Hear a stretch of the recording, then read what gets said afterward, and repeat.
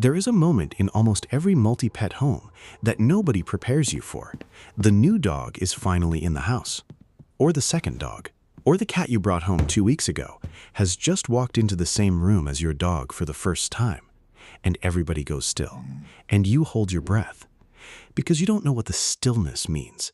You don't know if that low sound is play or a warning. You don't know if the cat's tail straight up in the air is a greeting or a threat. I've been there. When Sesame came home, she's my young poodle, and she arrived about 18 months ago. Noodle, my chihuahua, had been an only dog for 8 years. He sat in his corner of the couch that first afternoon and did not move. I stood in my kitchen not knowing if I was watching 2 dogs begin to figure something out, or watching one of them quietly shut down. Welcome to the channel. If you're new here, consider subscribing if you find this helpful. Today we're looking at 2 scenarios side by side. Bringing a second dog into a home that already has one, and building a household where a dog and a cat are going to have to share a life. The signals are different, the protocols are different, but the core question in both cases is the same. Are they working it out, or are they struggling? And what do you do in each case? Stay until the last part, because there's a moment in the Noodle and Sesame story I wasn't expecting, and it's the one that finally settled the question for me. The most common mistake when introducing 2 dogs, and I made it, is doing the meeting inside your house. You bring the new dog through the front door, your resident dog is right there, and they meet in your dog's territory. To the dog who already lives there, that is not a neutral hello. That is someone walking into their space, without warning and expecting goodwill that hasn't been established yet. What the American Veterinary Society of Animal Behavior recommends, and what specialists who focus on this have documented, is a parallel walk before any face-to-face meeting. 2 dogs, 2 handlers, walking side by side on neutral ground, not required to interact. They share air, they pick up scent, they exist near each other without agenda. You close the distance gradually. The first real sniff happens outside. Then you bring them home together. I skipped that step with Sesame and Noodle. I thought it sounded overthought. It wasn't.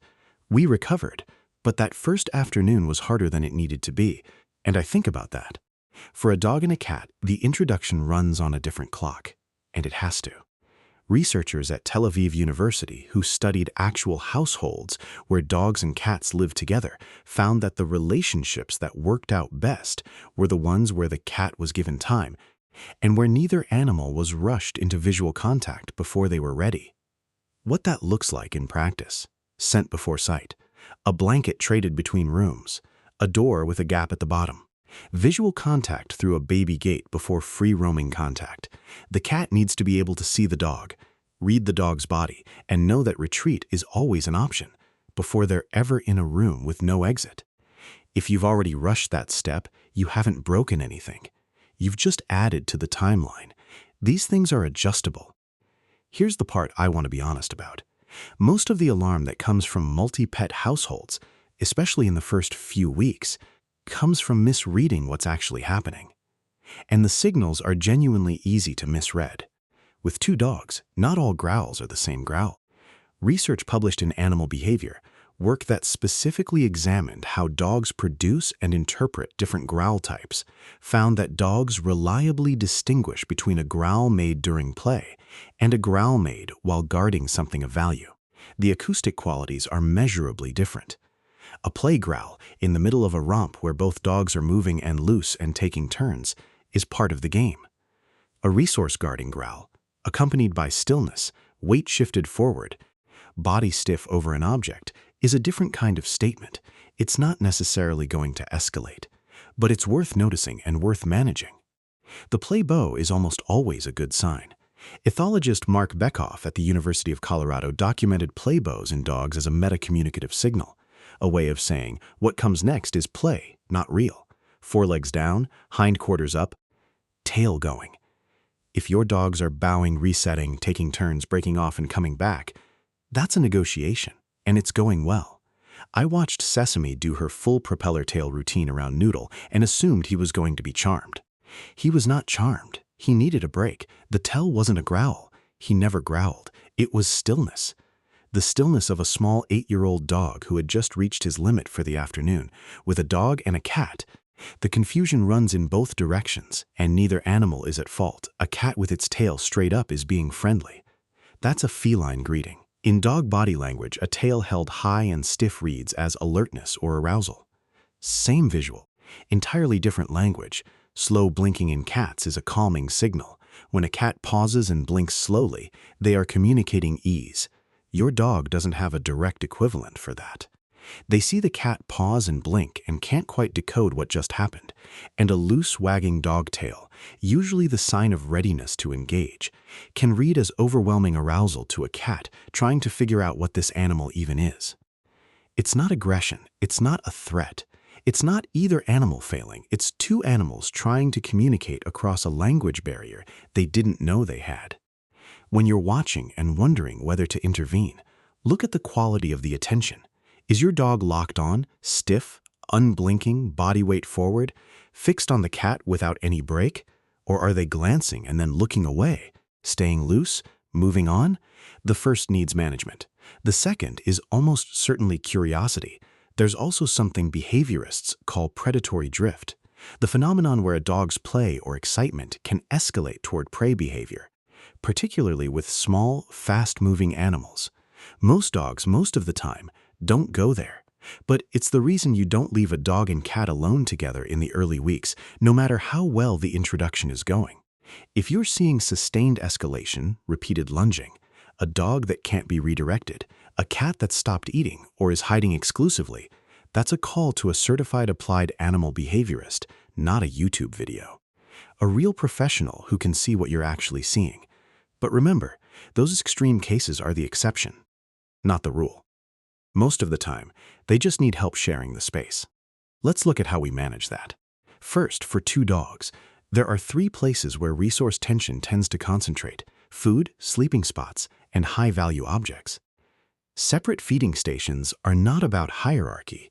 They're about removing the conditions that make resource guarding likely in the first place.